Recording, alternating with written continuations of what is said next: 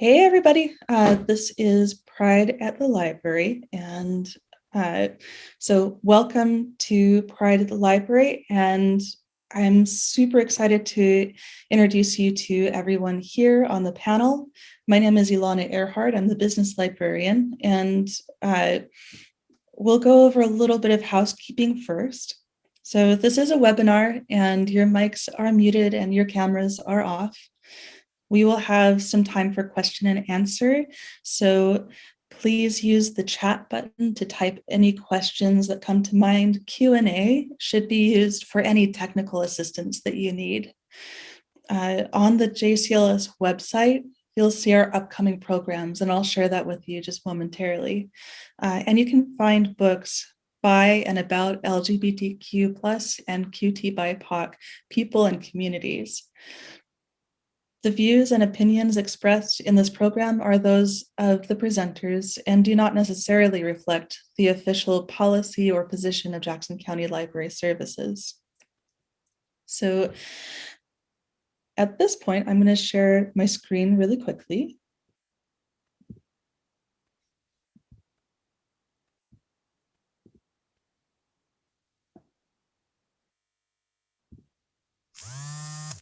Okay. So you'll see the library's website, and I'll expand that a little bit. If we scroll down, you're going to see upcoming events. There's the calendar, and scrolling through, we see that there's Pride at the Library, where we are right now. There are take and makes for folks who want to take projects home as well. There is no cost for those, and they offer you an opportunity to engage with family and friends. And so there's Be a Leader with the Southern Oregon Bee Association, how bees live and work together, 8+ years old, and you'll see more as you scroll through. So with that, let's introduce the panelists here today. So when we do introductions, what is your name? If you would like to share, what are your pronouns? And what is something that makes you proud to be who you are? So let's start out with Hazel. Okay, can you hear me? Yes. Good. So my name is I go by Hazel, and my favorite pronoun is friend, as in friend speak my mind, Quaker plain speech. But I also go by they and she, and I'm happy to be who I am because I've had a long, exciting life involved in lots of different things and meeting lots of different people. And that feels full to me. It feels rich. So I'm happy and prideful. Is that what I'm supposed to be saying? I'm prideful? Okay. Thank you, Hazel. And Donna? Hi, I'm Donna Mae Taylor, and I go by she, her, hers, usually. I was born and raised in Medford, so I have a deep interest in this valley and its history.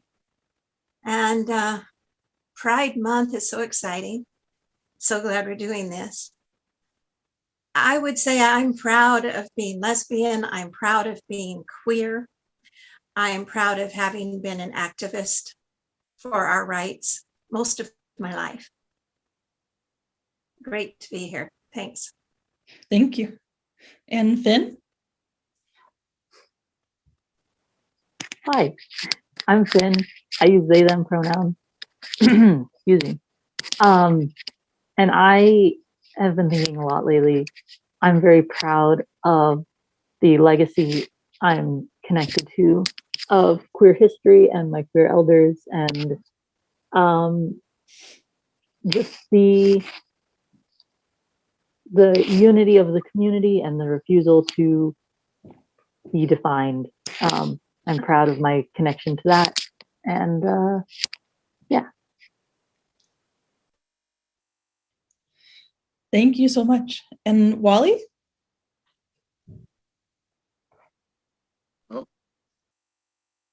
again. Hi, everybody. I'm Wally Clark. Right now, I'm still practicing other, pronouns, seeing what fits best. But for the time being, he, they works for me.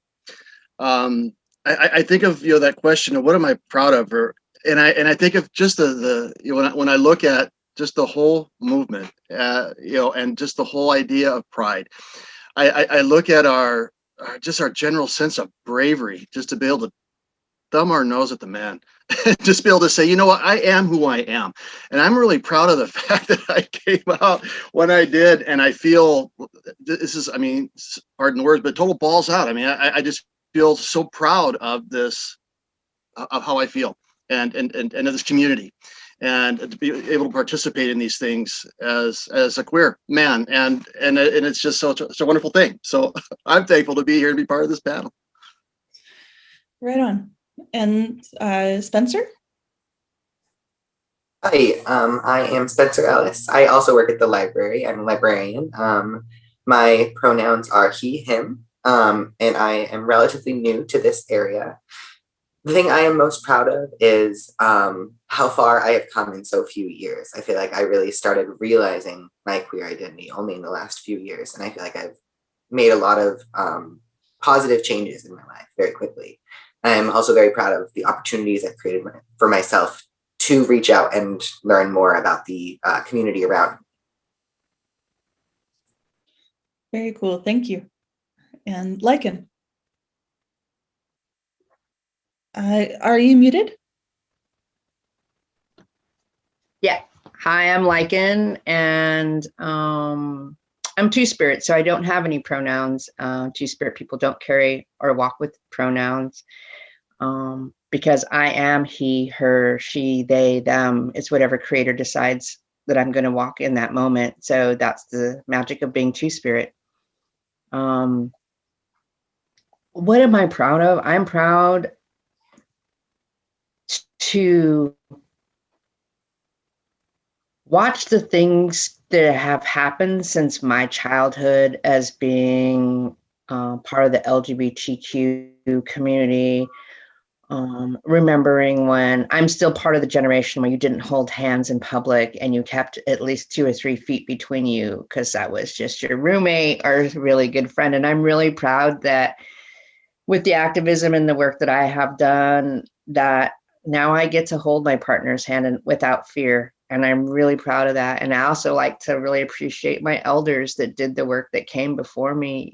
That's so prideful that they did that, and that I can run into my divine feminine without the oppression that my elders felt way back when. So I feel really good about that. And I also feel I'm really proud to be Indigenous and to practice that's the sacred right of Two-Spirit, and to be able to teach other Two-Spirits what it is exactly to be Two-Spirit, because it's not part of the LGBTQ. It's not an umbrella term. It's actually a very deeply spiritual thing within Indigenous culture. And I'm really proud to be able to be moving into my elderhood and to be teaching descendants that magic. Thank you so much. And I want to kind of begin some of the questions that we have for discussion. And so our first question is, what interested you in taking on this panel in talking on this panel and sharing your experiences? And anyone can begin kind of talking to that question. I'll comment on that one of the reasons is it's so exciting to me that the library system is actually offering so much to our community, that I recall going to the library and looking for material on lesbian and gay people. And all I found were, back then, were books about how sick we were and how far we've come, that you're putting on a panel like this on behalf of the library. So that's one part of it. The rest is I just want to hear what everybody else has to say.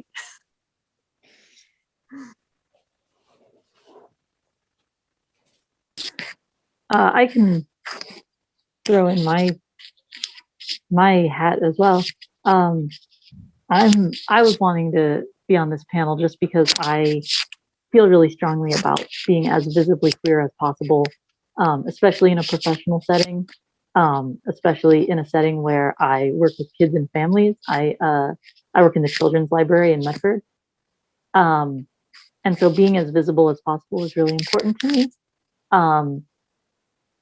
I feel like if I can show an example of a successful professional adult queer person to a queer kid who might be scared, or a parent who might be scared for their kid, maybe I can provide some comfort. But also if I can just provide an example of different ways of being, maybe I can help some kid understand themselves or understand people around them a little bit better, foster a little bit of compassion. And I also know that as a young, white, thin, relatively able-bodied person, it's safer for me to be visible than it is for a lot of people. So I feel a responsibility to take on that visibility for the people who wish they could but can't, because they don't have those other layers of protection. So I take any opportunity I can get to be visible, be public, put myself out into the space and hope that it helps somebody. So that's kind of why I'm here. I would second that. I think I moved to the Medford area right before COVID hit. And I moved from somewhere that was a little bigger, not insanely bigger, but had a very robust queer community. And so I was surprised that I had to really search for the queer community when I moved here. So I kind of want to just second that. I think positive representation is important anywhere, but especially in such a public venue like a library where it's going to attract more people from diverse backgrounds than like a private event would. And I think it's really important to try and have as much ability to reach people as possible so that they don't struggle to find their own community. I can go next. Can you hear me? Yes. Okay, good. So I'm honored to have been invited to be on this panel, and I carry a lot of history, and I've worked in so many different communities that I just hope that I'm useful and can report and meet all of you and have this conversation. So thank you very much. Here we are. So if anybody else has more they'd like to add to that, then that's awesome. Otherwise, I'll enter into the next question. Just before you do, I'm really happy to participate because I think it's important to show that there is no proper time to be visible, to make yourself, to be honest with yourself, to walk honorably in the community. You know, I represent the older Chicano queer contingent. You know, I've only recently finally said, okay, enough. I had to be honest about myself and about this, you know, position of mine in the world. And I don't think I've ever been so comfortable and so happy as I've been, you know, these last few months, because I mean, I feel it's been an incredible burden, you know, to carry, you know, years and years and years of living up to somebody else's standards and to be dealing with the repression that came with being in particular relationships or being part of particular religions or, you know, working for particular people who always made sure to let me know that any behavior outside of being a cisgender man, you know, was unacceptable. And so that's why I guess earlier on I was saying thumb my nose at that, because it's like I feel so good finally being myself. And here I am at 63, finally being open to my queerness. And, you know, I just feel that, you know, if I could, like Finn was saying, if I could set an example for even for another facet of the community, if you're tucked away in this kind of sense of safety, but you're not living your true life, at least take a look at it and find out, what you can or can't do in order to be able to move forward to live a happier life. Not everybody can do what I did. I'm on my own, and I have, I don't have to report back to anybody in my life. And so maybe that helped along that sense of bravery, but I really feel that, getting a chance to finally live, in this great last third act of mine, will be like the finest time I've ever had. And I'm really happy to be able to share that with the community. And I'll just be really quick, Alana. I just want to jump in where Finn and Spencer was. It's really important for me to be that queer elder that shows responsibility to our descendants, that you can live healthy lives, that going to the bar or using drugs is not always the thing. And so that they need to see us. And I know that I have had the eldership. One of my elders is sitting in this room, which is Hazel, that we've been able to look up to. I have been able to look up to. And so I think that that's really important. And that's why I'm here on this panel today. Right on. And I'm really grateful for how much, everyone is sharing and how genuine and clear you are with your intentionality and your presence. So it's also really beautiful to see that there is some intergenerational connection even within the panel here. So how does your understanding of the history of Pride change how you participate in gatherings pre and during COVID?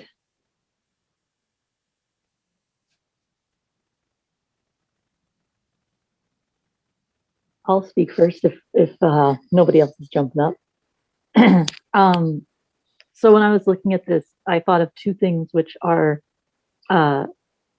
defiance and unity.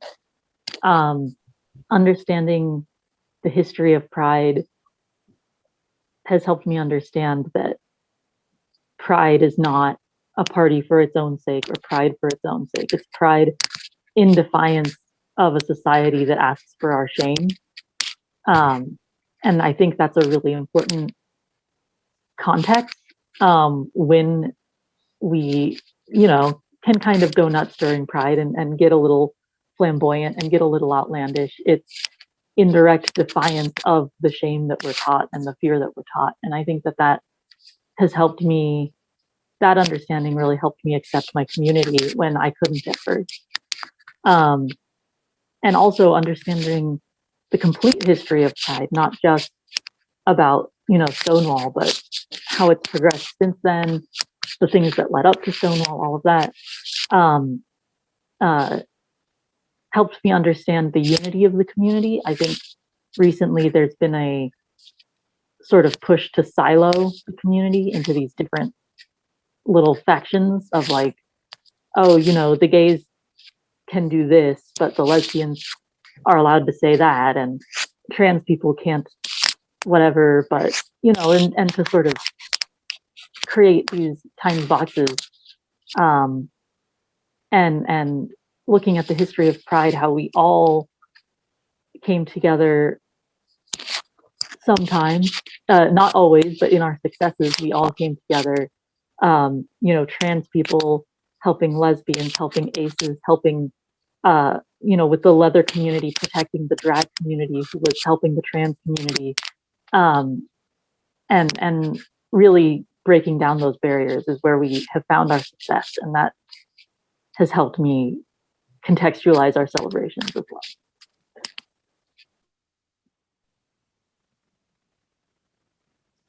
Perhaps I'll jump in to follow that. So I come out of a deep history of Pride, and because of the Quaker feminists in the early 1800s and my own family back on the Vermont border. And then in all the time that I've been on the West Coast since the late 60s, I've been involved with Indigenous people and with urban people. And I've watched this whole coming into consciousness evolution. And at the same time, there's been a great deal of scholarship and information that's come forward that links us to really deep history, very deep history, and very natural history. My sense of being queer is really broad, because I think that humans are highly varied, and that the queer aspects of varied are pertinent to the challenges of our time, especially working in nature, working together cross-culturally. So there's a great deal that we have learned and grown up. And at the same time that I've come into the consciousness of continuity, as it were, of historical continuity, I've also come into the consciousness of working together with our wider community here in Ecotopia. And that has been wonderful. I mean, it's just phenomenal that we have so many resources and so much wonder. And I mean, just before we came onto this, I was listening to Chris Williamson, Waterfall from the 70s. And that thrilled me. I was tingling all over to return to that time long ago and then see where we are now. It's wonderful. And it's a great pointillistic rainbow. It's not just these bold primary colors. It's pastels and mixed together, and it's just glorious, just like nature, just like for real. So thank you.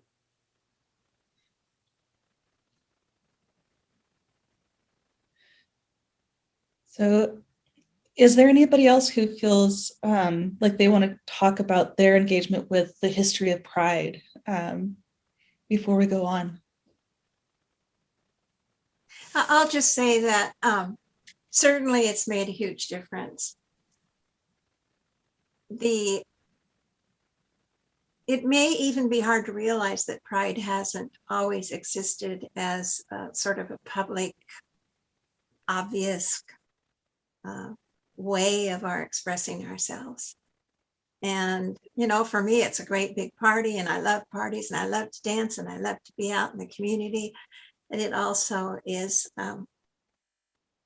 you know, it does represent an increased visibility, which is so important for people who have historically in this country been forced to hide. So it's the opposite of hiding.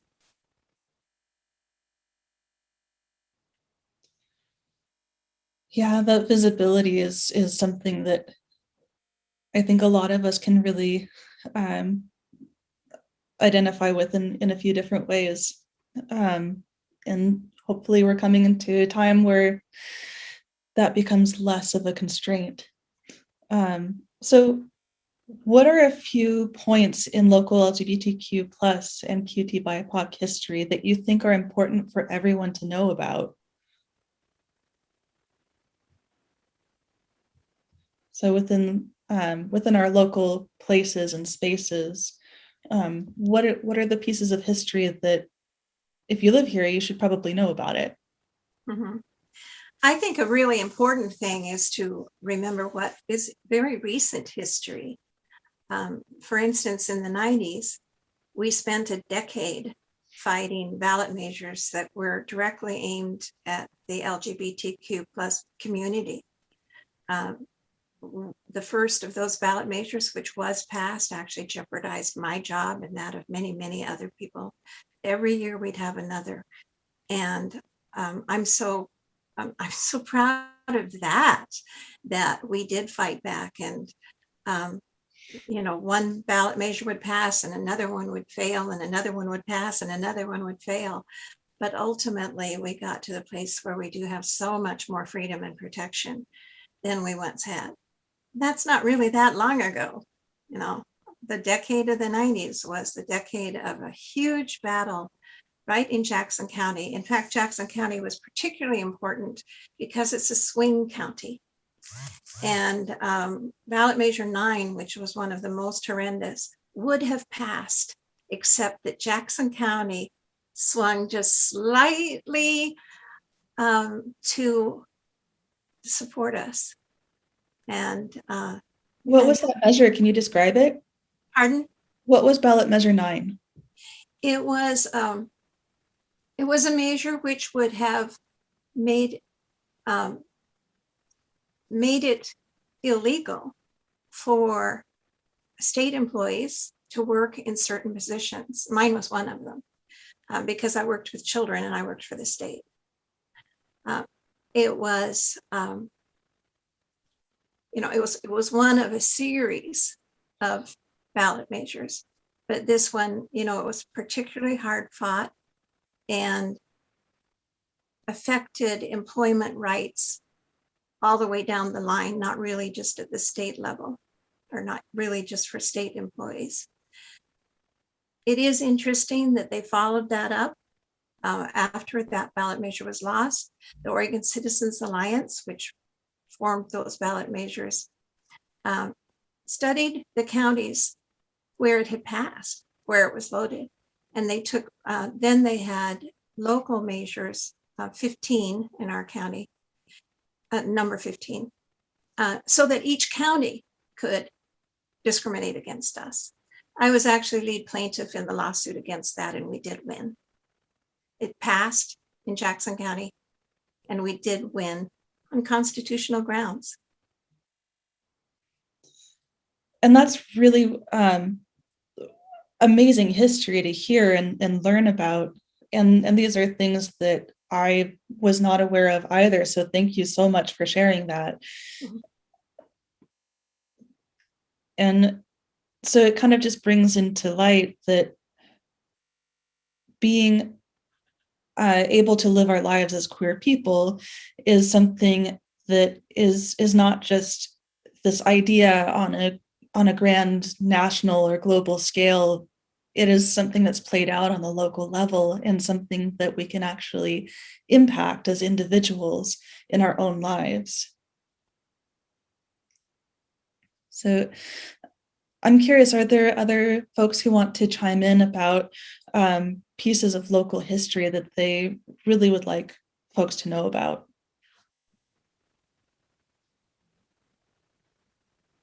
I can jump in again.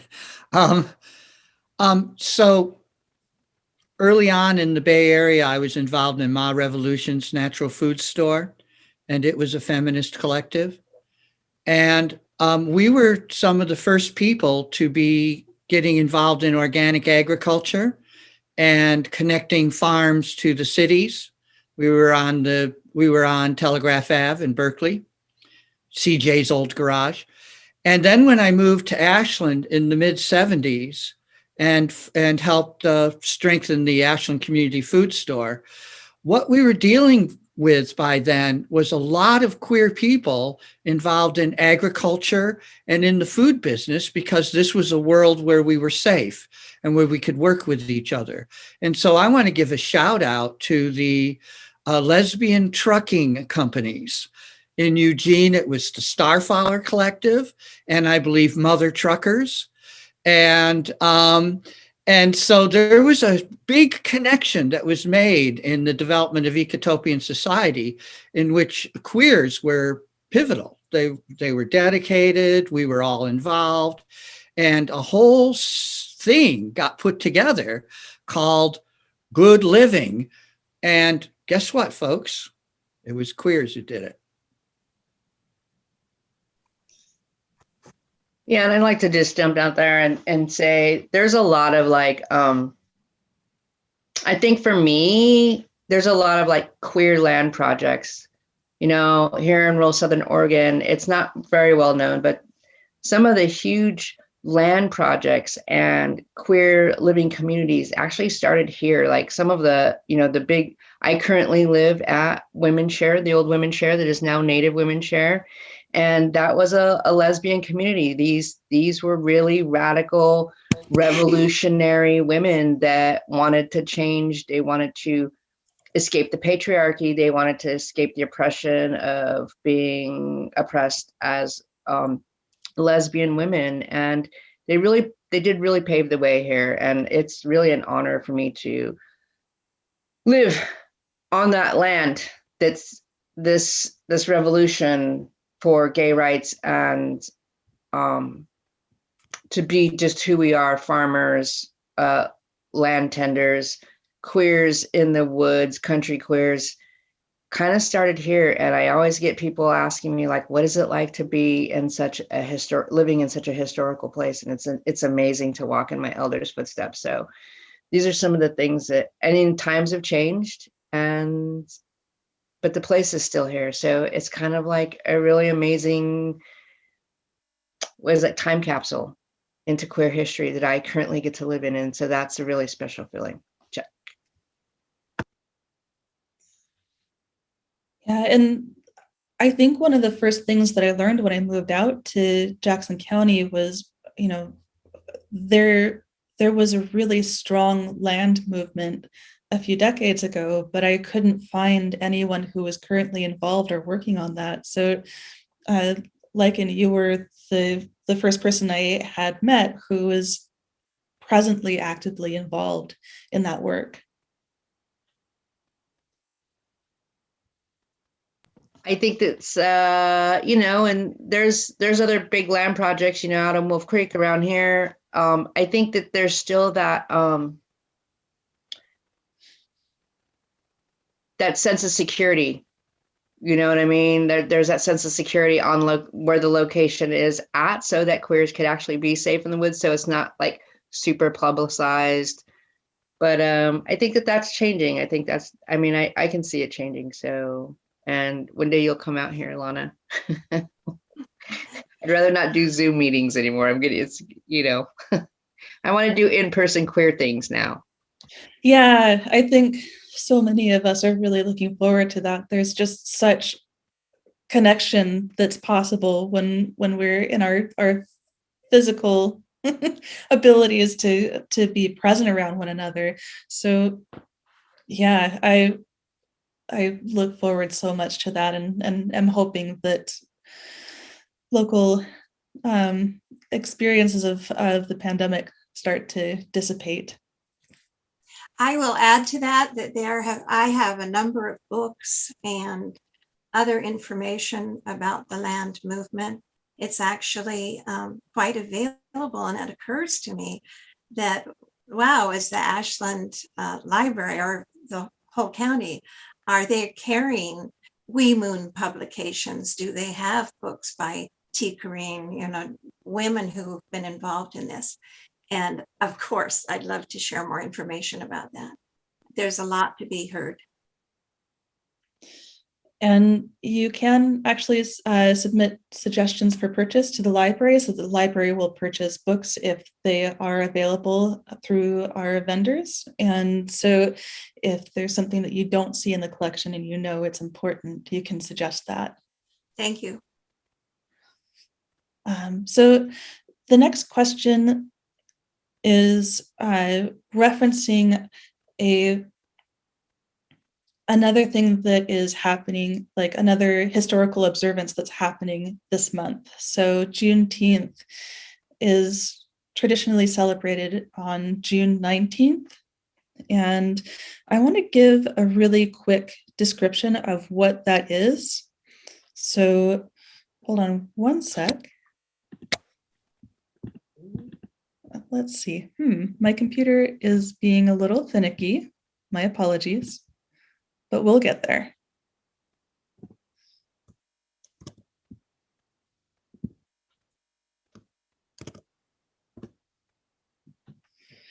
Okay, so on Vox, there's a description of what Juneteenth is. So as demonstrators across America fight to liberate Black people, whether through calls to abolish the police or through legislative action against systemic racism, the country is getting ready to celebrate the 155th and now 56th, because this was published in 2020, anniversary of one of its earliest liberation moments, Juneteenth.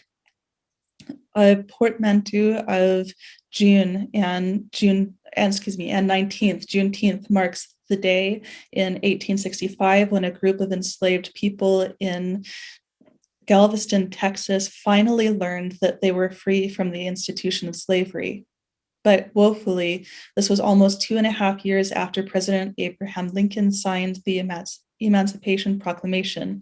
The Civil War was still going on, and when it ended, Union Major General Gordon Granger traveled to Texas and issued an order stating that all enslaved people were free, establishing a new relationship between former masters and slaves as employer and hired labor. As much as Juneteenth represents freedom, it also represents how emancipation was tragically delayed for enslaved people in the deepest reaches of the Confederacy. And the article goes on to describe more about that history, but I chose this because I think it encapsulates some of the primary details of what is meaningful about that history. The reason I bring this up is that we as queer people need to also be really cognizant that we encapsulate also QT BIPOC, queer, trans, Black, Indigenous, people of color. So when we're thinking about our experiences and our histories, there are experiences and histories that involve race and ethnicity in a way that gets erased in some cases. And we don't want to do that today. And at the same time, we recognize that on this panel, we don't have people who are Black and queer. So we're not going to speak for Black queer people, but we do want to recognize that this is also Juneteenth. So with that in mind, if there is anyone attending today who is both Black and queer, please let us know if you'd like to engage in this question, and we're more than happy to welcome you into that. So our question is, do you see an intersection between Juneteenth and Pride? So while we're preparing for this event, panelists suggested that it is important to address this question because of its importance. Though we do not have Black representation with us today, several reasons why this question is important came up while we were preparing. In Oregon, we have an overwhelming white population, which greatly impacts QT BIPOC experiences. And again, first we want to give space to anyone here who is Black and queer, if they would like to speak up. And I'm going to take a look at the chat. Okay, so I'm going to hand any reflections on this question over to panelists. And if anyone from attendees wants to say anything, please do. And let us know in the chat. I wanted to say, we did discuss whether we should include this question, since none of us can speak from our own background and our own experience on it. But I do think it's really important to talk about why it was so hard to find Black people to be on this panel in Southern Oregon and address it. And sort of relating back to the last question about local history, it's important to always acknowledge that Oregon was founded as the first, and I think the only, white flight state so when Oregon was founded, it was specifically so that white people could move here after emancipation, and when they didn't want all of these free Black people living alongside them, and Black people were specifically barred from moving to Oregon. And the fact that it's so white here is by design. And there are still, even when that was, lifted, there's still sundown laws on the books in a lot of cities in Oregon and in Southern Oregon. And so I think it's important, as we're talking about all of the progress that we've made and all of the things we've been able to achieve, to remember that it's in the context of our existing in a white flight state, and not really being confronted with racial inequality just because we're in this little white bubble that protects us from having to address racism, just because we're not confronted with it on a daily basis because we don't have Black people and people of color in our lives. And, I just think it's important to have that context in mind at all times. And I try to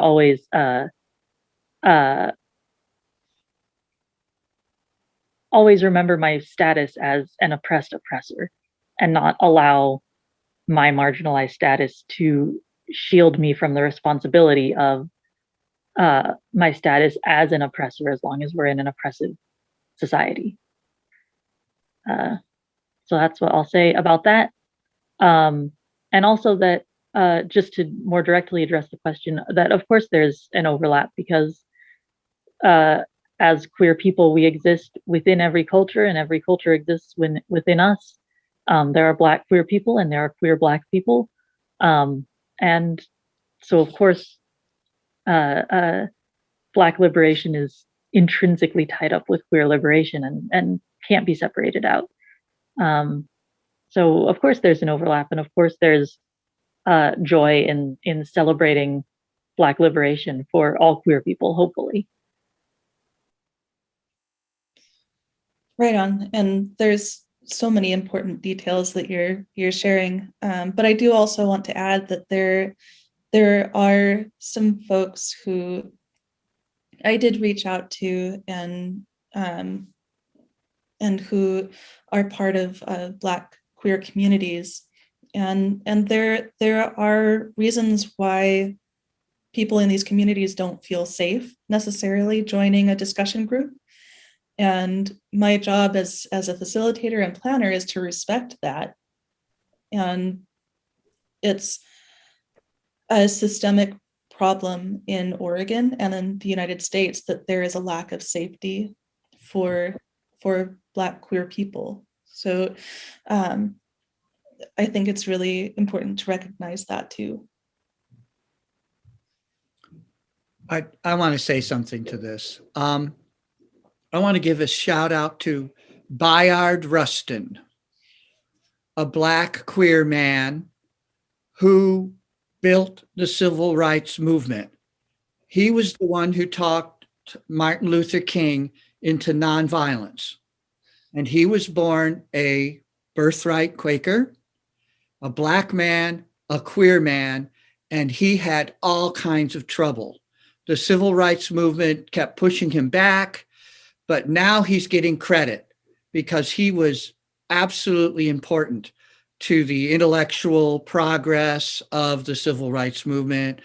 Great clarity, bringing both the Quakerism and the Gandhi nonviolent thinking into. So there's a huge intersection, and we really should praise and remember Bayard Rustin. Thank you.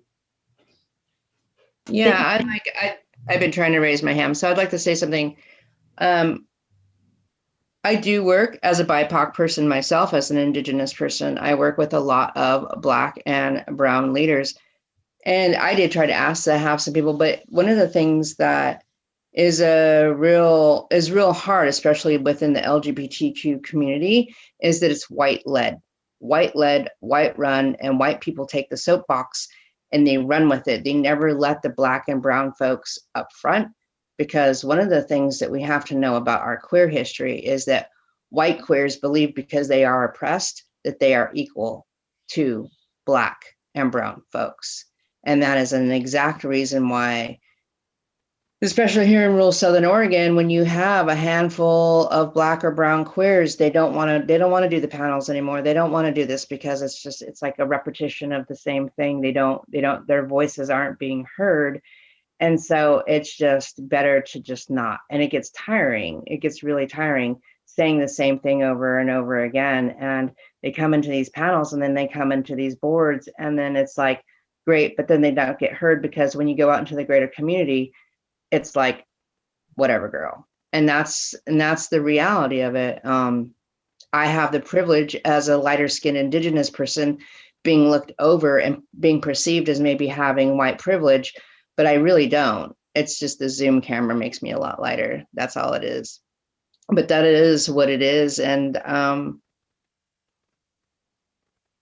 it's hard. It's hard to be queer and then be oppressed for the color of your skin. And it's hard to be queer and be oppressed in your queer community for the color of your skin. And so that's why we don't. So that is why Juneteenth is so important, especially with among the LGBTQ queers, the Black queers. We have to hold those people up even higher. You have to hold them up even higher. And when they are on a panel, let them speak first. Let the Black and brown people speak first. Don't get on your soapbox. Allow the Black and brown people to speak to their own issues first, and don't assume that you know our history, or don't assume that you know our oppression, because you don't and you never will. And that is why Juneteenth is so important to honor, especially as queer folks. Thank you. And Donna, I see your hand is raised. Yes, I just think this is so extraordinarily important. And again, as a native of the Valley, I've seen the history of racism that has always been here. I so appreciate what I just heard. It's just so important. I only want to say that for me, I believe that it's truly, truly urgent that each of us do everything we can to be actively anti-racist every single day of our lives. This must change. Thank you.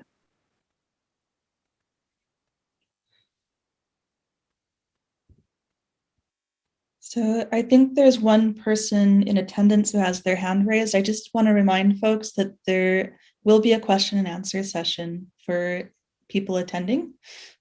Your questions will not be ignored or passed over. So, but we do want to have the discussion first.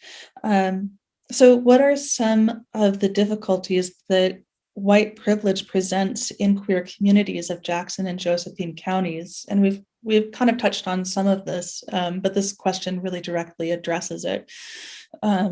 Within LGBTQ communities, there is often contention about white privilege experienced among those who are white and experience marginalization through queer identities. What are some of the difficulties you have seen this cause?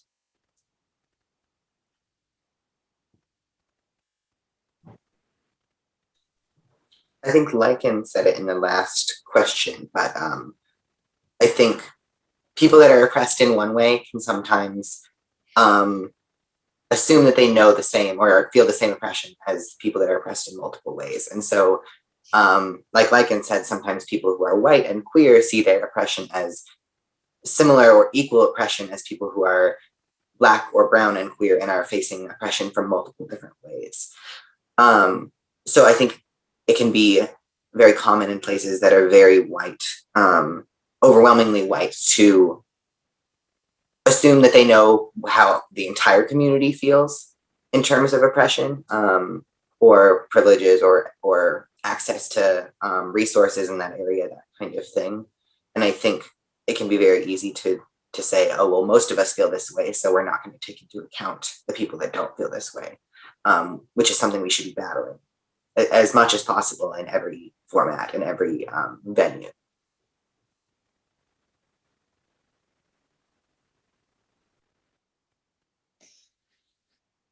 Yeah, and I think that's both you and Lycan are putting together this clarity and context that I think is really important. So there are some differences among queer elders and queer youth, and this next question kind of addresses generational differences within queer communities. So there is sometimes a stigma or other systemic problems that create disjunctures between queer youth and queer elders that make community harder to build and connection harder to maintain over time. So what is your experience of building community and building queer family and being able to maintain that over time? What are some of the difficulties that you experience? And what are some of the joys that you also get out of making connection with queer family?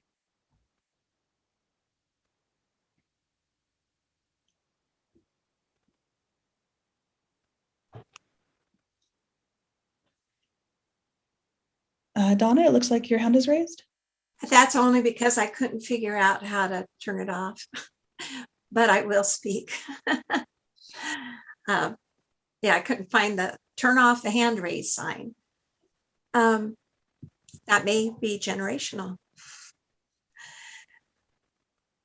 I've certainly recognized that there's a lot of separation between the generations, and I find that very sad, that we have so much to learn from one another. I am so pleased to see younger people using the freedoms that I've been involved in trying to gain.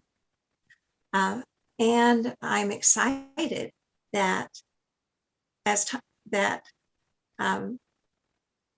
this is becoming a broader and broader and broader community with new ideas and new ways of defining oneself. It's wonderful.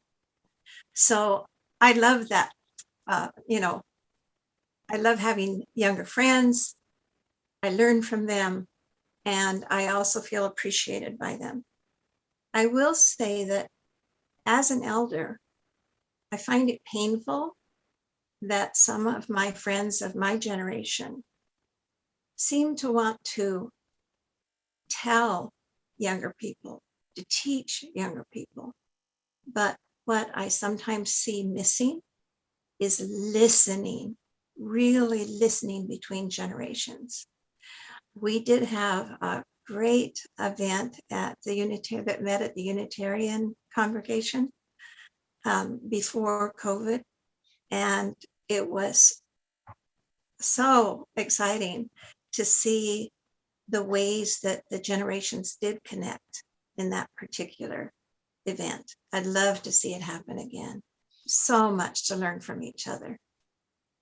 Thanks. Now I'll keep trying to put my hand down.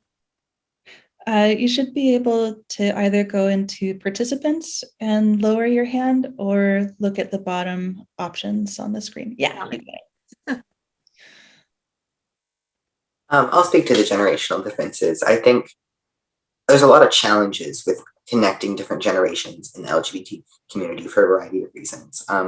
One being there just are not as many elders as there should be because of AIDS. I think that's really important to recognize. The AIDS epidemic wiped out a generation of queer elders and has made it a lot less accessible to younger queer people. So lack of access through just lack of numbers is one way. Queer people are also very often, unfortunately, painted as pedophiles. That's something that is a real way that we have been targeted in the past. And I think that has made some queer elders shy or feel uncomfortable accessing spaces where they might interact closely with younger queers, because that is a very real thing that queer people have to worry about being painted as. And when you worry about your safety, when you worry about your job security, if you are called a pedophile, it's a lot harder to feel confident reaching out with your younger community to be an elder, to be present in their life. And then there's also, I think Donna mentioned it, I think there's sometimes some barriers between younger and elder generations because of so many changes within the community, especially in terms of language. The language we use to talk about the queer community has changed very rapidly. And there are some elders that use very different language to talk about their own identities, to talk about their community than younger people. And I think that can be something that without that understanding and without being willing to listen can be very off-putting for some people. Like Donna said, sometimes older queer people will try and tell younger people how their way was or teach their way. And there are also some younger queer people that aren't willing to listen to the history that was there and are saying, no, this is the way you have to do it because this is the way it's correct now. So I think more listening on all sides would also be a very beneficial thing to bring greater understanding within different generations. Yeah, and I think that this is why this panel, these types of things that we're doing right here is like really, really important. It's being recorded. So for however long, all of us are going to be together on this day, and descendants and people that come after us are going to hear this and hear these conversations. We didn't have that always. We didn't always have this. We didn't have these conversations. And I agree with Spencer. Like, I've seen it so many times. Like, it's our elders' politics and our politics now are completely different. And the bridge building, we need to do bridge building, and the language is moving so rapid. Like, sometimes I wake up and the language has changed overnight. It's like, what I thought that was okay, like, you know, and then it's now they, them, and us, her, I don't know, like, I'm sorry, I don't mean to misgender you, I don't. So it's hard for me, someone that can speak that language pretty well. I can't imagine someone that's just coming out of the closet, an elder that's just coming out of the closet for the first time, feeling safe, feeling confident in their skin, Wally, and having to catch up with the last 50 years of queer history, and all this is new to them. Wally's a baby, but Wally is also my elder, so I need to be gentle, and I need to do the bridge building and be like, come on, old one, let us show you what you've been missing all these years. Like, come on, do it. So I think that that's really important. And these discussions right here help with that, you know, so people can be like, maybe I didn't realize that this elder just came out a few months ago, and we expect them to know everything. And so I think that being gentle will make us better elders. And so I would just thank you, Spencer, for saying all that. And Lycan, if you were here right now, I'd give you the biggest bear hug in the whole wide world, man. That was beautiful. You know, I'm a Latino man. Family's really important, you know, and I'm at a point in my life where, you know, younger cousins and other family members are looking up at me. I'm an elder in my clan. You know, at the same time, you know, because of Latino culture, being an older queer man is not going to go over well at all. I've been gingerly making my way in unveiling, you know, this wonderful new side of my life. Not even new. I mean, it's been me all my life, but letting people know. And at the same time, I'm so hesitant, you know, because of my family's background, history, culture, to let people know. I'm searching through my family tree, and I'm going to be the first one that is visibly and openly queer. And I know it's going to shake up a lot of folks. And so maybe there will be younger members of my family that I'm not aware of who will reach out, and that I will be able to be in this, like you say, this baby elder kind of a mode where I'll get a chance to find out what I've been missing out on, but at the same time, be able to share the sensibilities and fears and concerns and worries, all the good things, all the tough things, you know, that we need to be able to work with in order to be more, you know, one with the world. So, you know, I really love the fact that, I can maybe at some point occupy this other space where I could be a person that folks can come to and talk to about. And I still think that they can. I mean, it's just like, because of my newness to this, I'm going to be able to share a whole lifetime of perspective of what it's like to have been on the inside, on the outside, on the inside kind of a thing, where I've, loved and appreciated this community, but I haven't been able to openly acknowledge it in a way outside of going to pride parades or, having, wonderful, gay men friends, or, being able to respect the literature and the history, but I had to keep it all to myself, and now I don't have to. And so now I can maybe be this voice of reason and history and everything else that I can bring forward, but with a whole different twist. And so again, like, thank you, for acknowledging, because I even said this to Finn yesterday, is I'm just a baby at this, and I'm digging it because it is fresh and it's new. And yet at the same time, I do have to worry, and it's been mentioned in this panel already a few times. I have to be careful, where I go with this information and how I share it and who I share it with, because I'm unleashing this force of nature, and I'm digging it, but not everyone's ready for that. And I know we have to move forward really quick, but it just dawned on me, talking about Wally, it kind of goes back to Juneteenth, and this is what white queers need to know about Black and brown queers. The cultures that we come from, especially Black folks, Black men are more open and out, but Black lesbians, there's a huge thing in the homophobia around Black lesbians in Black culture and Black communities. And so like in the Black and the Latino and Indigenous communities, the homophobia that runs rampant in those communities is something, and it isn't talked about. It's kind of just been like, not, because in our communities, especially Black and brown communities, we know to just like, you don't even want to go there. So that's a whole nother panel board, like, and it's actually about white supremacy. And so that's a whole other panel, but it just kind of dawned on me. I got the download about like why we don't, as queers, talk about it and something like that, but that's an important thing. So. Yeah, there are so many underpinnings of white supremacy that cause so many of these systemic problems that we're talking about today. Is there anything else that people would like to add before we go on to another question? I'll jump in again.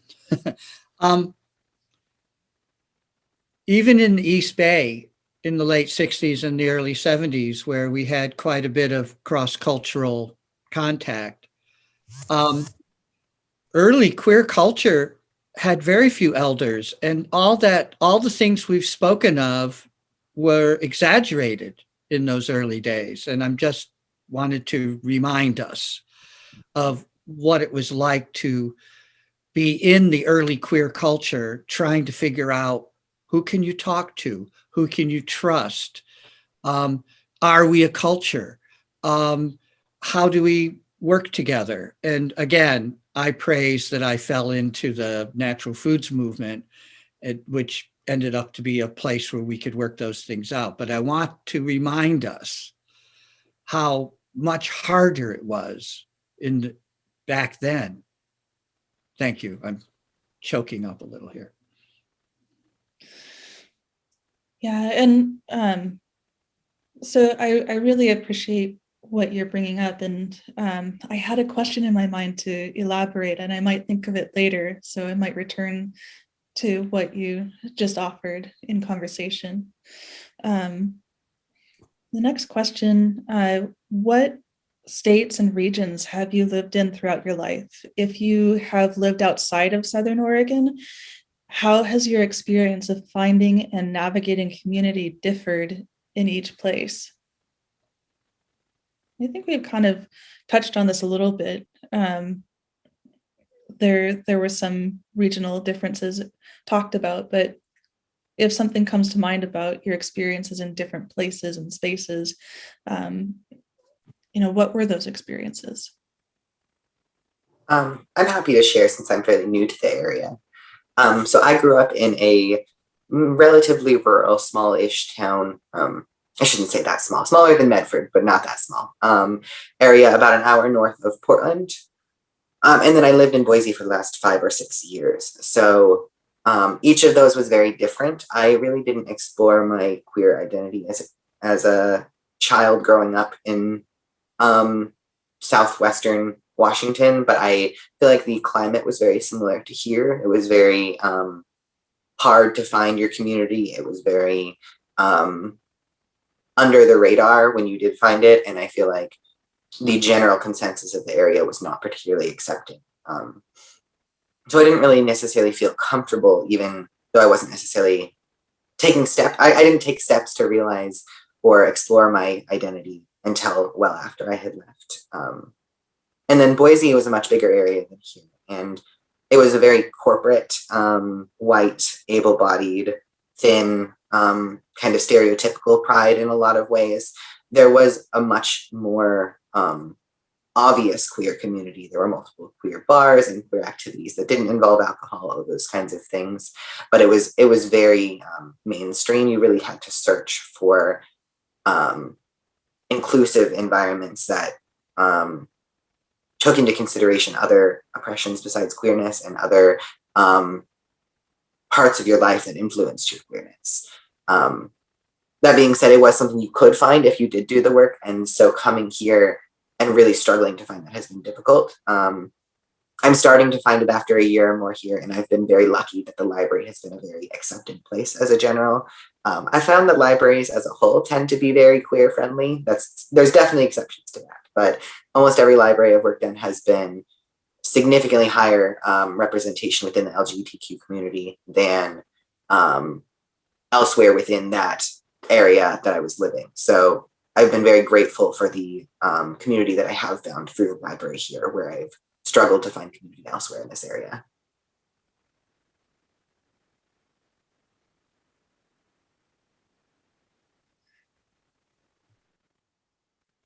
So before we go on to other questions, I wanted to give an opportunity for more folks to talk. I'm thankful for what you said right now, Spencer, in regards to the safety. I think that that's one of the reasons why I finally felt comfortable, to be able to go forward in inhaling my lovely queerness, because it's like I work with people who make me feel safe. And I feel the organization overall, thanks to ED&I and other aspects, allow for our freedom of being. And I think that that's important. I've grown up around the West. I grew up in a very conservative household where my mother, Latina, dark-skinned Latina, married a white man just so she could pass, in that community. And she raised me to ignore my Latino heritage and to, just be this little chubby white kid. But at the same time, it's just like, growing up and going to the service and then moving around the West and living in bigger cities like Seattle. And, I lived in Boise for a while as well, a wonderful little town. I would participate in Seattle. It was wonderful in regards to things like Pride in Capitol Hill. It had its own, kind of queer ghetto, which I loved. And then, certain cities, when I was living in the North Coast, I'd go to Pride Parade in San Francisco. And for me, that was like a mind-blowing thing to see organization after business, after nonprofit, going down the parade and in the tune of thousands and thousands of people. And for me, that was the great awakening, the moment where I said, okay, fine, man, sure, maybe I've dabbled or, kind of circled around this community, but it's just like, we're out there. And I think it was going to Denver Pride 2 or 3 years in a row that really finally, for me, pushed me over the edge, and I felt that I was living a lie, and it was good to see that there was community out there, that if I lived in it and within reach of it, I could blossom. I came here and it's been almost, I thank God for my little library circle. Thank you, Spencer, because I don't think I would have still felt safe, but here I did. And, we got to start somewhere. And I'm thankful for JCLS for, bringing together, this wonderful cadre of people that's made me feel good about being me.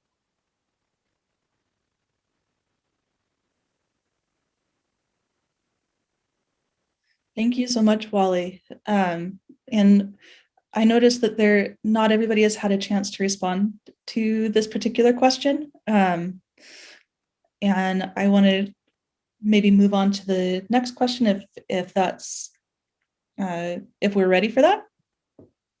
Okay, so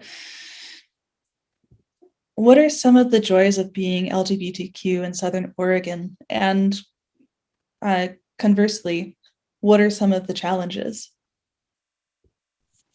I'm just gonna go first. I'm just like, I don't even know if I've tried to think about what it would be like to be straight, and I was like, oh girl, that's so boring.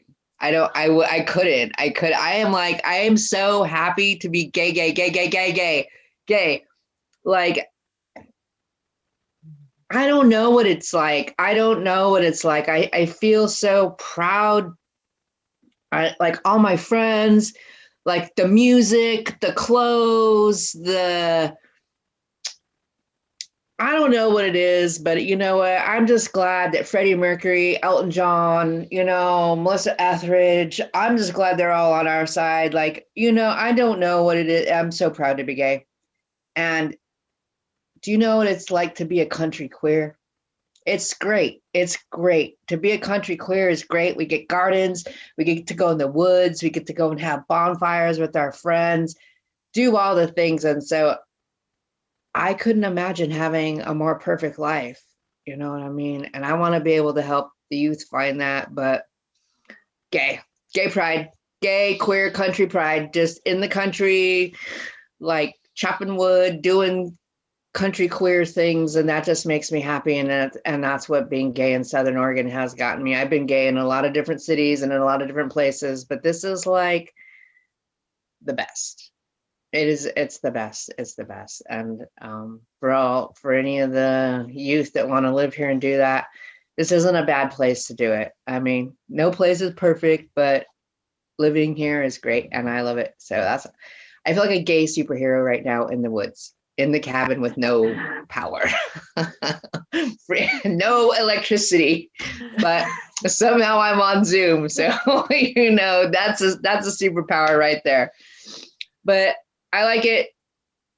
And I'm happy. Like, look at all these people in the panel. Look at all these people that we're going to get to talk to. Like, look at Hazel. Hazel is like, I'm so shy, but like, I used to see Hazel come to the land and walk it, and I would just be like a little puppy dog following Hazel. What's Hazel say? And there's like these queer forestry camps. Queer forestry, come on, there's queer forestry around here, guys. Like, this is important, so that's great. And I would follow them all around like a little puppy dog, learning my own indigenous ways. But I got my ancestral knowledge back one way or another. Creator found it to give back, and that's being a country queer. And that's so, like, that's what I have to say. I am a happy person here. And, I'm going to let someone else talk about why is it so great to be gay in rural Southern Oregon.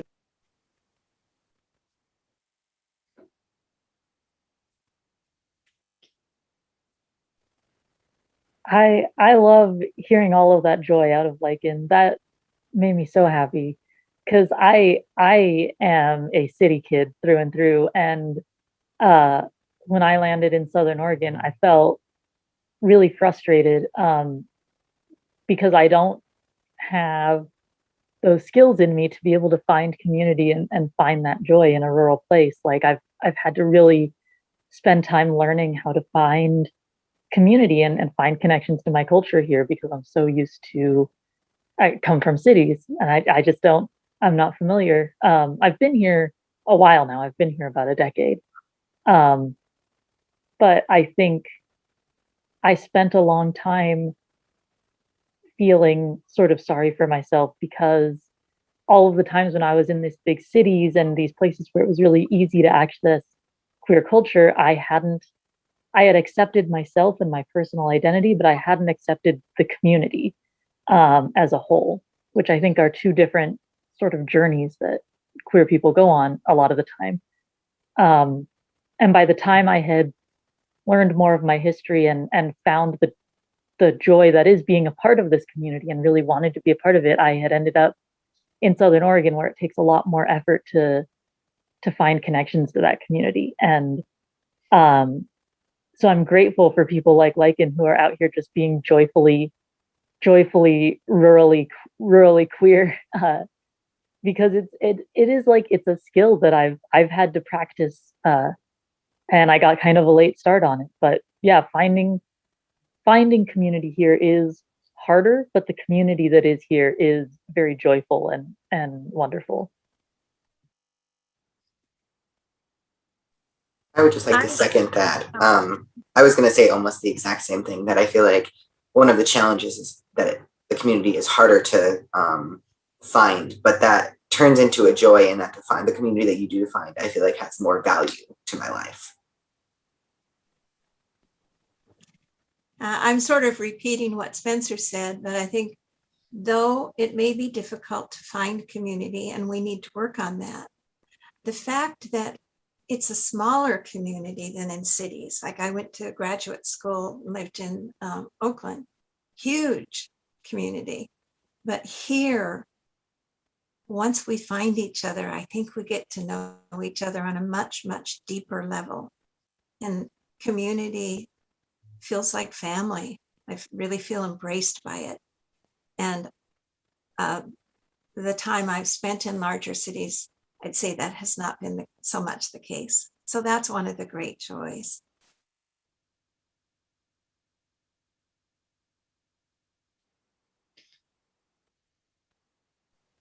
Yeah, I think practicing joy is something that is both difficult and so rewarding when we're successful in some ways of doing that, and each person is going to find different access to joy in different moments and spaces. Does anybody else want to kind of talk on this?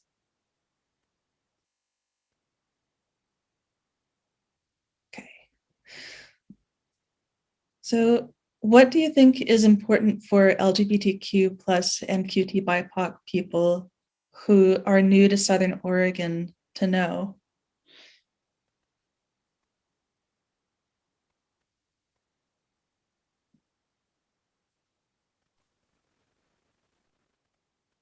Like, if someone has just arrived and starting to build community, is there anything that we haven't talked about yet that they should know about finding community? I know I'm seeing something in the chat from the Rogue Action Center. The LGBTQ plus listening project is also putting on a conversation about local queer history on June 23rd, 6 to 8 p.m.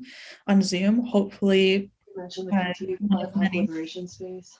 You can mention Native Women Share. Yeah. I'd like to mention something. Like, so Native Women Share is something that we're doing, and this is BIPOC safe space.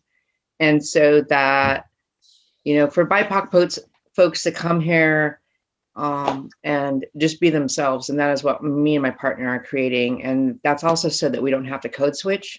We don't have to worry about that PC Cascadian language,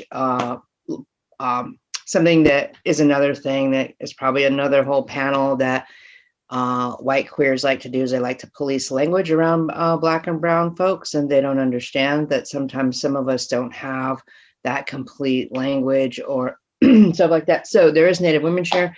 There's also a couple of other groups like that.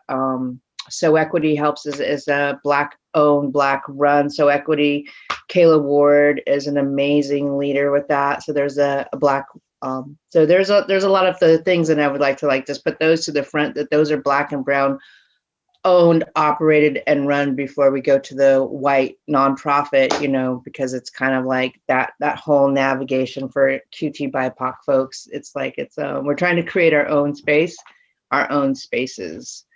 And so there's a couple of those, but the RAC is amazing, and they do wonderful work, and they're super supportive of that. But the listening projects, there's also like some Rogue Action Center actually has the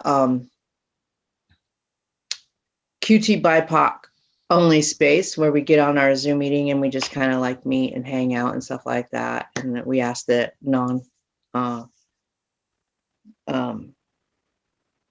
There's only for QT BIPOC, and that space is respected.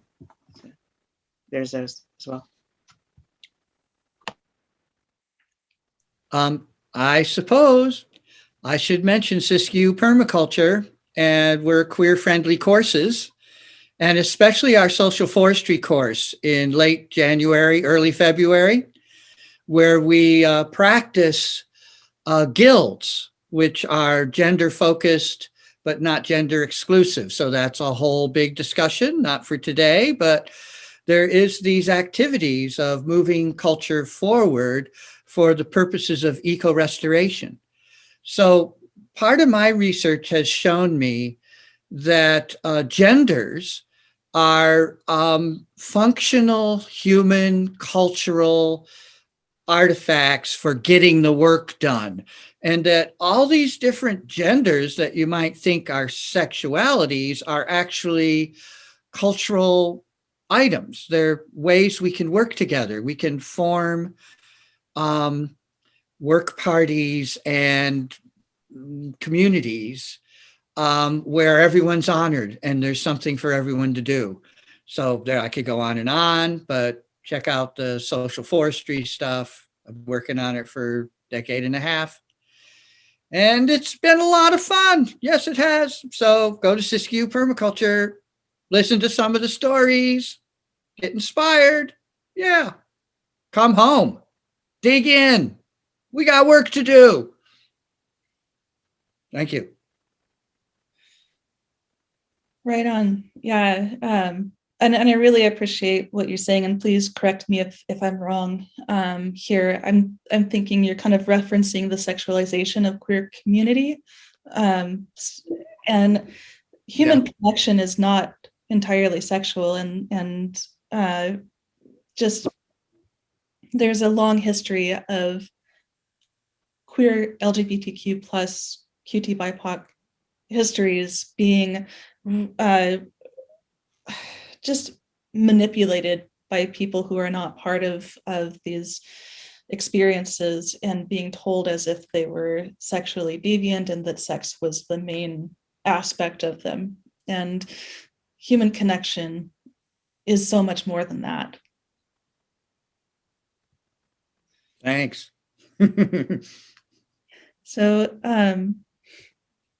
let's see.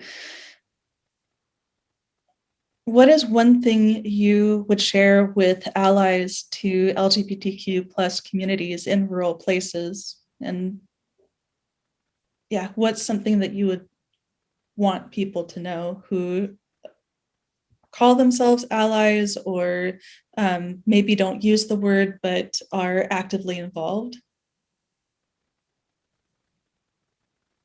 I would say this panel kind of shows it, but don't assume the work isn't being done, and don't assume you should be leading that work. You know, we always want more people helping, more people advocating, that kind of thing. But I think it can be really easy as an ally in anything to assume that you know best, or to try and advocate for and end up speaking over. And I think it's really important to not do that, to uplift the voices of the people that are in that community that are already doing the work, not speak for them.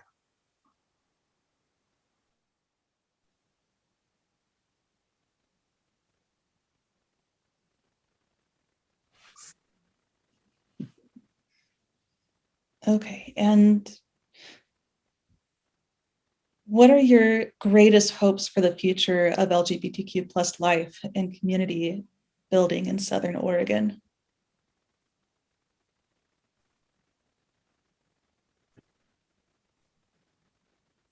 Am I muted?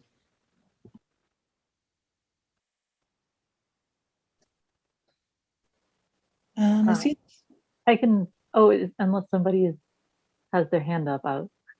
I think Donna had her hand up. I'm happy to hear from Finn Hurt first. Oh, geez. Okay. Sorry, Donna. Go for it. I was just going to say that,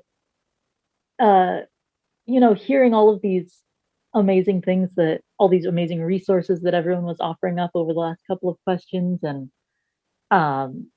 all of this cool stuff. My biggest hope is just that all of the work that's being done moves forward into where it can be more visible. Because I feel like there's a lot of people who just don't know about all this cool stuff that people are working on and all these cool resources that people are putting together. And especially young queers, either in the sense of being, young people, or in the sense of, newly coming into their queer identity, can have trouble finding community and connections to culture and connections to all these cool resources and history and stuff that people are putting together. So I think something we all talked about before was just wanting places where these projects could come to the front and reach more people and create more community, more visible community. Yeah, because I think everyone's doing really cool stuff.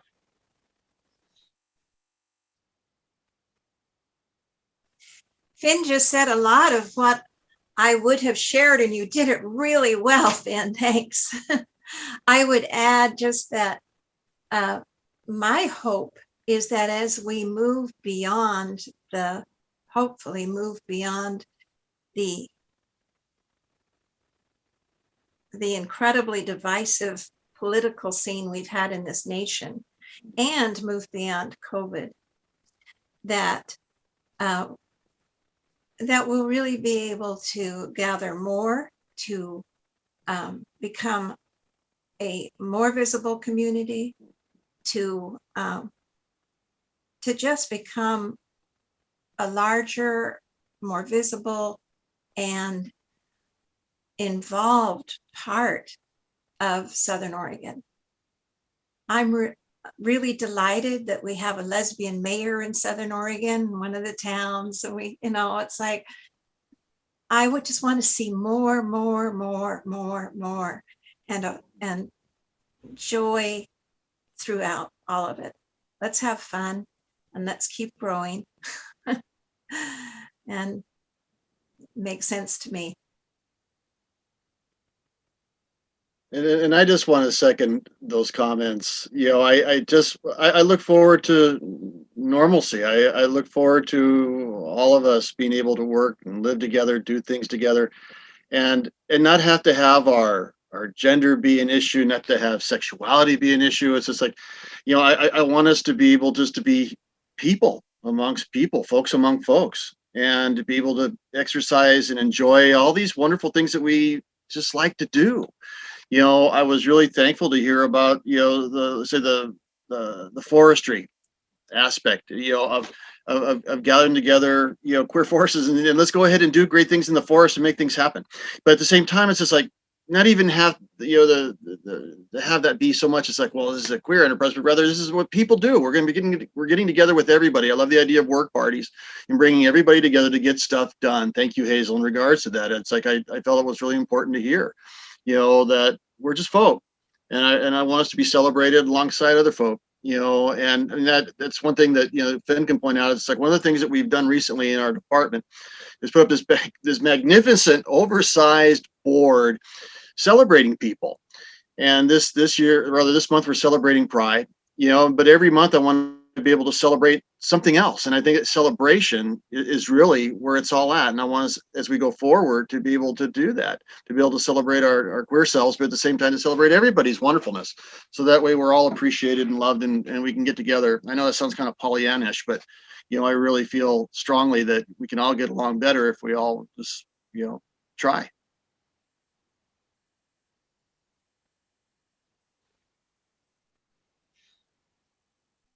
So are there other folks who would like to kind of respond to this question before we go into question and answer with the people attending with us today?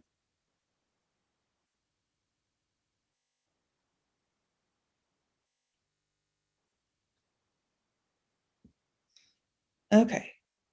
So let's go ahead and open up to to questions, and I'm going to look at the chat really quick here.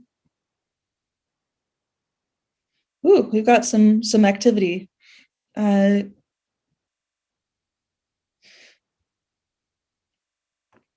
we donate books to the library, or do you prefer to get them from your vendors? So I want to say the Friends of the Library are taking donations, but I'm not certain that the library collection is taking donations at this time. So that may be a future thing. And I think it's pandemic related, but also some structural things are being worked on. Working at the library also, I would just add to that. As a general, our donations go to the Friends departments, which raise money for us. We don't normally add things to the collection, but special collections are very different. So if they're items pertaining to local history or something like that, you can always reach out to the collection development team and they will give like special consideration to those kinds of items too. Okay, cool. Thank you. Let's see. Federa, I apologize if I'm saying your name wrong. I see something that was in context to the conversation. You were writing, it was before emancipation too, as early as 1850s, and maybe before it was marketed to settlers as a white sanctuary. I think you're talking about the founding of Oregon.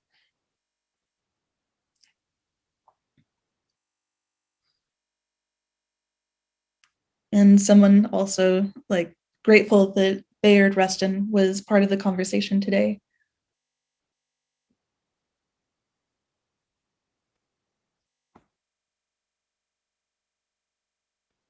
So I think we can kind of pull this question apart a little bit, kind of deconstruct some of the potential difficulties behind asking a particular question like this. So is there a better term we can use than homophobia to refer to people who have good faith disagreements with the ideas promoted broadly in the LGBTQ plus community?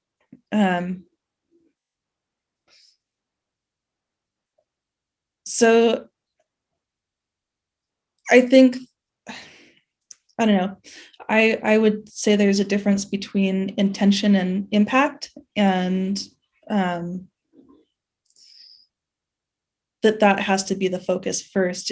Are there panelists who want to kind of respond to that as well?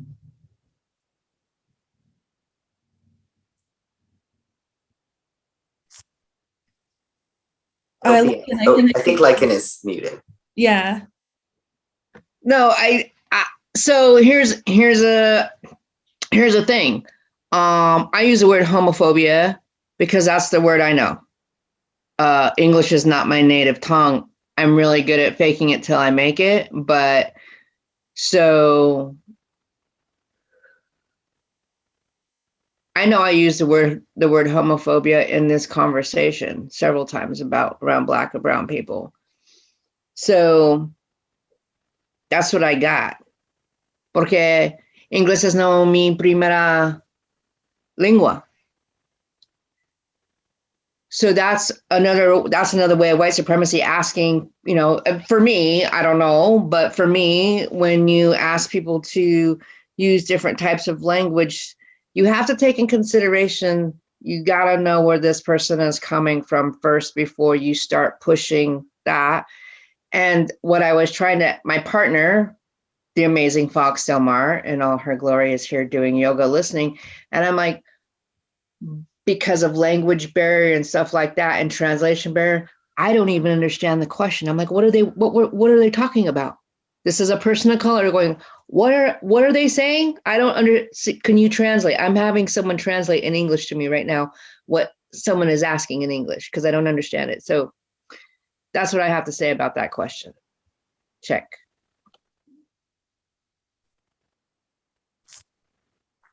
I'll try to respond as well. So the question, if I remember correctly, it was a better term we can use than homophobia to describe good faith disagreements. with the ideas promoted broadly in the LGBT community. My first question about this would be, what are the ideas promoted broadly within the LGBT community? Because I think there's so many different opinions and arguments and ideas that I wonder what those questions are. So maybe that person would be able to elaborate. But as far as using homophobia, I think it's important to remember that a lot of language evolves. And when we use the word homophobia, we don't literally mean fear of homosexuals. We mean, it can mean anything from fear to a microaggression to overt discriminatory statements. It can be things that, like Alana mentioned, that had good intent but didn't have good impact. So I think it's important to remember that even if the word makes you a little uncomfortable, people don't necessarily mean it to mean that you are literally afraid. It can just be a recognition that the impact of something you said had a negative, or there was a negative impact even if your intent wasn't. So I think remembering what words involve and don't necessarily mean the literal definitions as well. I could respond to that. I agree with a lot of what has been said. For myself, when I'm talking one-on-one with people, and I do think that progress is best made by neighbor-to-neighbor conversation, I cannot think of any time that I've directly accused someone of being homophobic. I'm interested in their points of view. I hope they're interested in mine. And even in my activism, that's how I've always functioned. And yet the term is useful, I think, in recognizing that it is often fear-based. That's part of it. And when I hear about good faith disagreements, I don't know what the person who wrote the question means, but I do know that I have had people describe themselves as having good faith disagreements and telling me that, it's fine to be gay, just don't act on it. Or I'm not against gay people, but I don't understand why you would, push for marriage, because that's between a man and a woman. Now, those people believe, they would describe themselves as having good faith disagreements. What it means for me is they're saying that the most precious, sacred thing in my life, for instance, when I was married to a woman, is not precious. They are saying, in good faith, they're saying things that imply harm to me. And I can speak with love. I can feel love for people who may unknowingly do harm to me, but I don't want to pretend that the harm is not done. I don't want to pretend that it's okay to take away my rights. I fought so hard for them, and we still have a long way to go.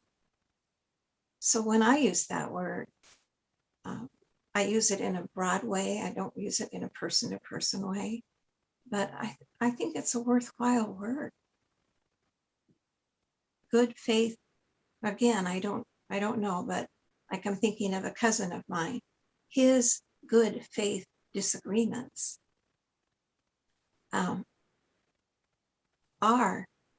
do negate the truth and honesty and beauty of my life. It's just a fact. Thanks. So I do want to include other questions, and thank you, Donna, so much. And thank you to Spencer and everybody who's responded to that question. But I do want to include as many questions as we can. So let's see. Tina is saying, fear, microaggression, yes, this is what I am facing while you are discussing the term. All I'm asking is, where is the connectedness to help develop policies against what is being tried to be defended? So I'm not sure I completely understand it. Or is there a panelist who feels like maybe they have a better grasp of this question?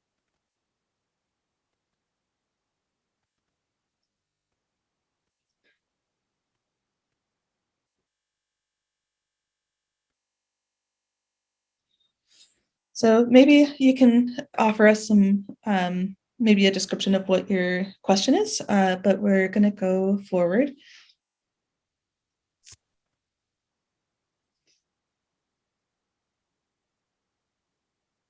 So Claudie is saying such a wonderful discussion where I learned interesting facts and ideas. Every panelist was a joy to listen to and had some fascinating things and concepts to share. As an older white non-LGBTQ lady myself, I thank you for giving me an opportunity to hear about your rich lives. So do we have additional questions from folks attending today? We do have a few minutes left, and this is kind of, the time for asking those questions. So we're getting a question, what can we do to promote tolerance between those in queer LGBTQ plus community and those who have good faith disagreements over policies being promoted by activist groups? That sounds like a complicated question. So is there a panelist who wants to talk to that?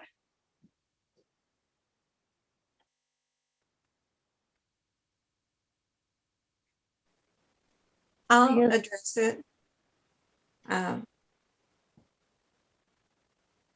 As a person who has been tolerated because I'm gay,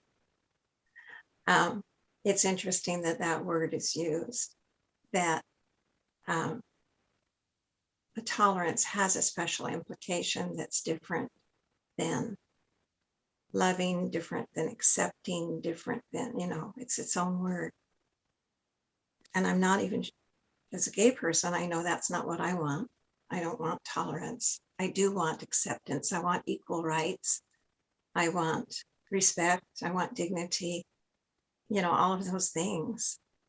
Beyond that, I do think it's just important for people to know each other, like I said before, neighbor to neighbor, one-on-one. And so long as my neighbor is not trying to cause me harm, I'm going to be friendly. I'm going to be honest. I'm not necessarily going to agree with them, but we're going to get along. If my neighbor tries to hurt me, then I'm going to, again, respond as lovingly, but also as strongly and firmly as I'm capable of doing. If someone's trying to hurt my loved ones, I'm certainly, it has to do with harm. So we do live at a time where there's a lot of politicalization around this. We have a bisexual governor who's under attack right now for many reasons. We have a president who has affirmed our rights. So it's political. People disagree. How do Republicans get along with Democrats? It's a bigger question than just for us. So just some thoughts.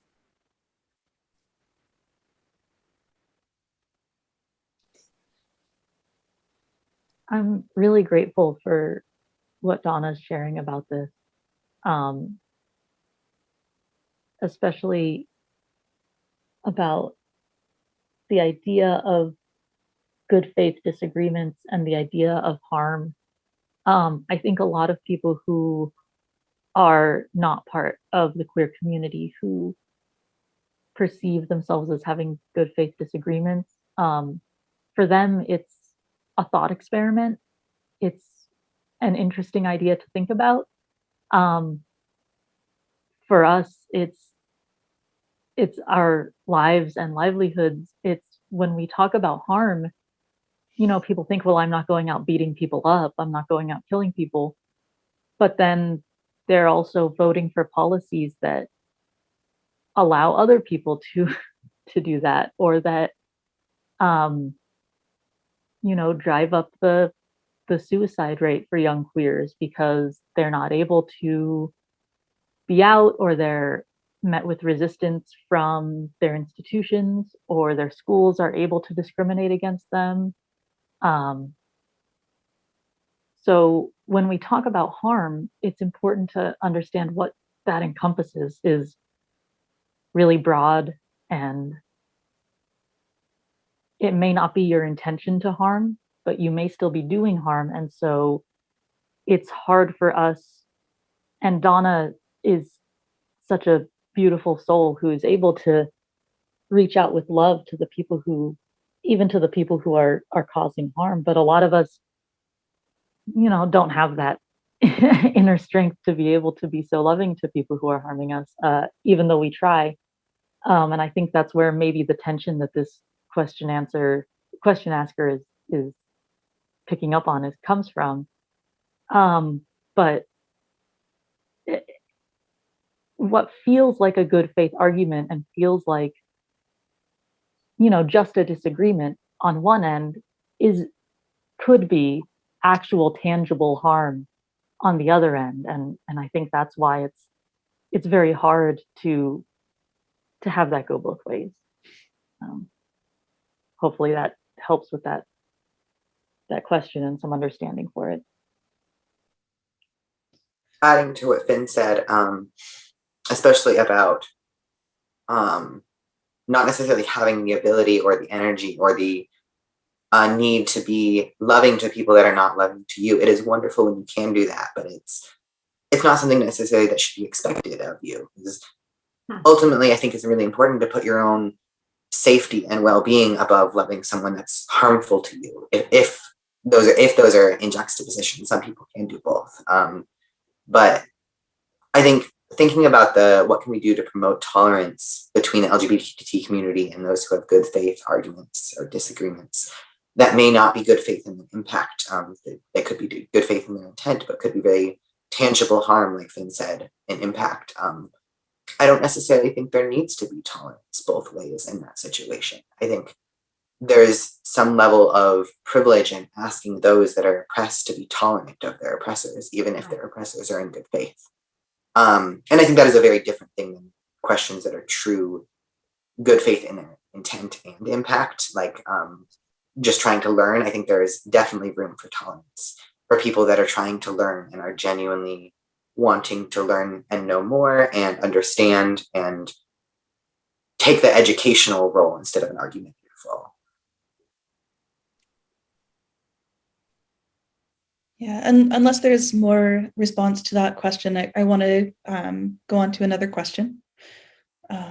I've heard, Nick is saying, I've heard in this webinar about a group that unites forestry work and LGBT people.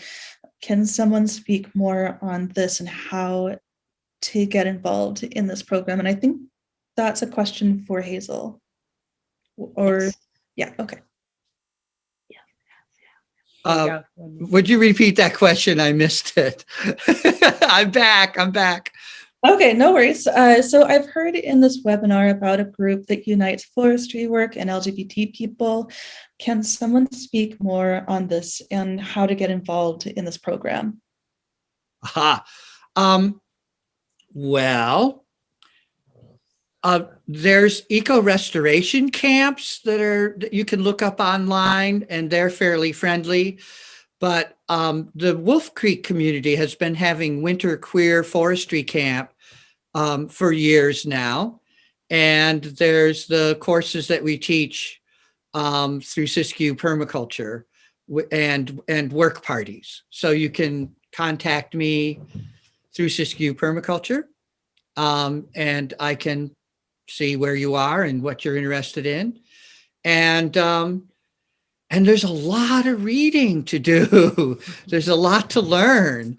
I really do suggest that we come into relationship with all sentient beings, that we don't get too humanized in our perspectives, that we open up further. A lot of mistakes have been made by stepping out of our greater community.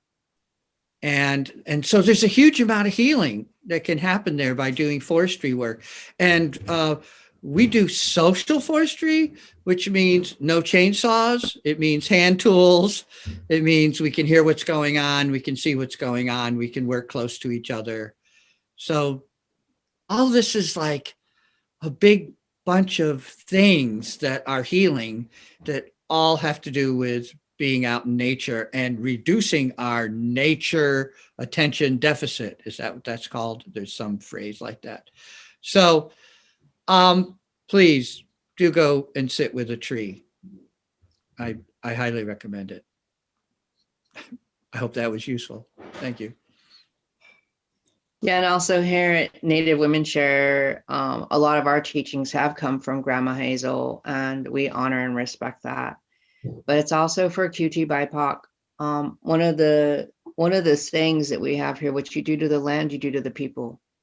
And you know that we've had some horrific fires here in Southern Oregon, and we are in fire danger now. And it's also wanting to teach that knowledge of how to tend to the Mother Earth and to get QT BIPOC and all LGBTQ people, get our hands in the dirt and reconnect with nature. It's so important, and it's also really healing. It's really healing work, and it serves so many different purposes. It also brings community together, skill share, knowledge share. We all get to be queers in the woods together. We all get to understand that we live in this big, great, big, beautiful place. And so I don't know why on my screen usually says like in with Native Women Share, so that people can look that up. You can look it up on Facebook. We also do have a website. And you can just like hit us up. You can hit me and my partner up. And it's also one of the things that we're doing here is also reconnecting LGBTQ to the woods, where you're safe to go into the woods, and you can just like, I just want to go and sit and draw. I want to go and sit and paint. I want to go and sit and write poetry and be in a quiet space in the woods where I know that I'm not going to be bothered and safe. So we do offer that as well. And or just get my hands in the dirt. I just want to go do a thing. And a lot of those teachings we got from Grandma Hazel, and we feel here it is our responsibility to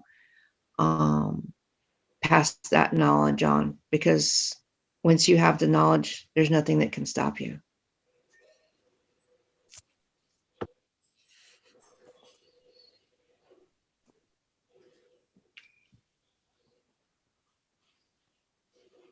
So I don't see additional questions, and I wondered in our last few minutes, do we want to kind of flip the dynamic and you can ask attendees a question? Like, what would you ask the people who are attending today?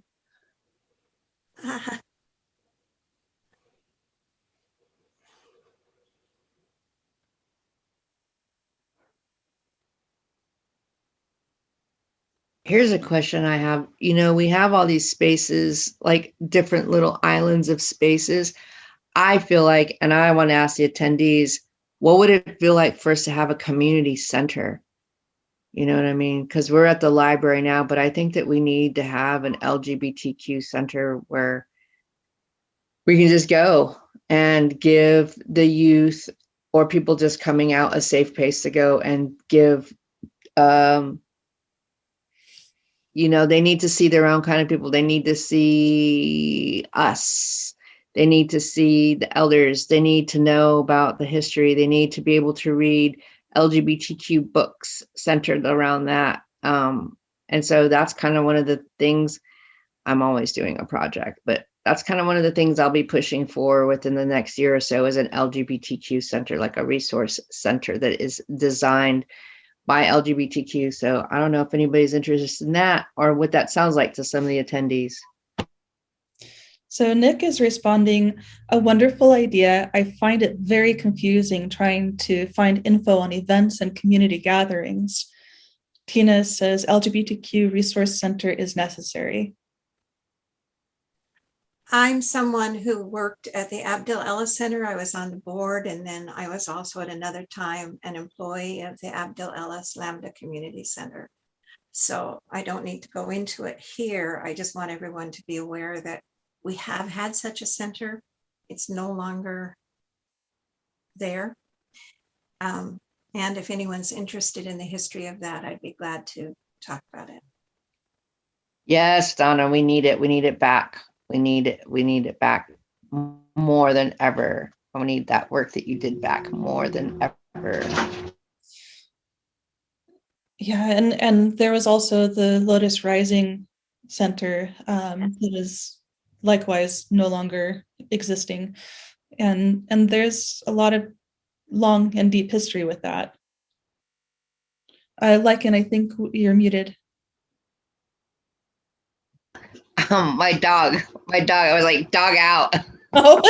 Puppy. I have a puppy that's like jumping all over me right now. Okay.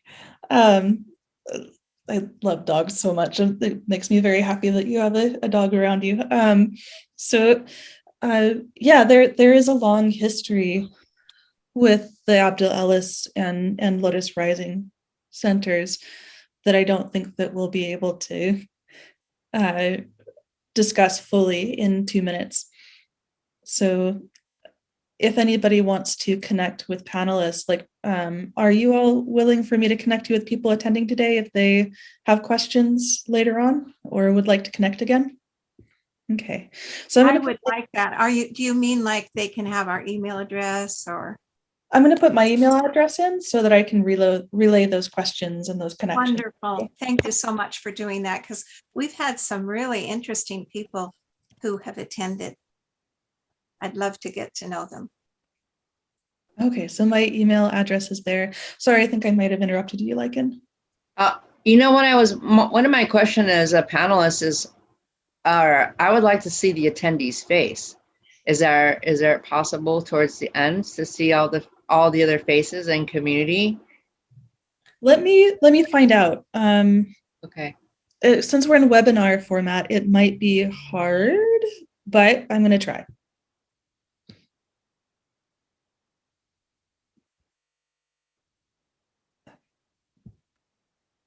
So under attendees. Yeah, I don't think that I have the option to turn people's cameras on. Okay. Yeah, no, that's fine. I just was like, there's like so many, this is our LGBTQ and we're all connecting, and it's like, it'd be great to see these folks' faces. They can see ours, and you know, this is what we're doing. We're connecting, connection. So Yeah, I'm a little like miffed at how Zoom works in some ways, and I'm looking forward to when we're in person in the library. The first Pride panel at the library was in person, and we got to see everybody's faces. So that's going to be something to look forward to in the future, and we're kind of crossing our fingers that in fall we're going to return to some in person and be able to progress from there.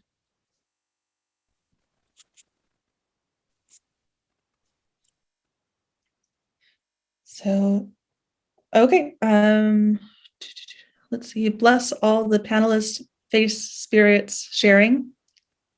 From Tina. Nick says, I'm here and have a face. Thank you for showing up and showing yours. I look like a less handsome Daniel Radcliffe.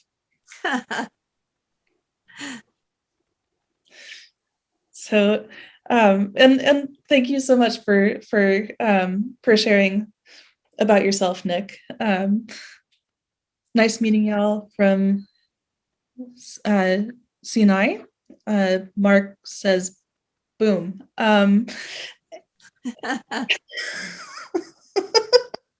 I think we're ready to wrap up. And I do want to thank all of the panelists for all of your time, your emotional energy, your presence. And yeah, I can't say thank you enough. And to the people attending, I hope that you got something really positive and meaningful out of the session today, like the program today, and that you can bring that with you in the future. Please do connect with me if you do want to have a chance to talk with one of the panelists. I'll share that contact information and send it forward. Okay. So I'd like to say happy Pride to all of you. And to you. Happy Pride to all of you. Thank you very much for allowing me to participate in this panel. It was a gas. I really enjoyed myself. Yeah. right on. Thank you to everybody.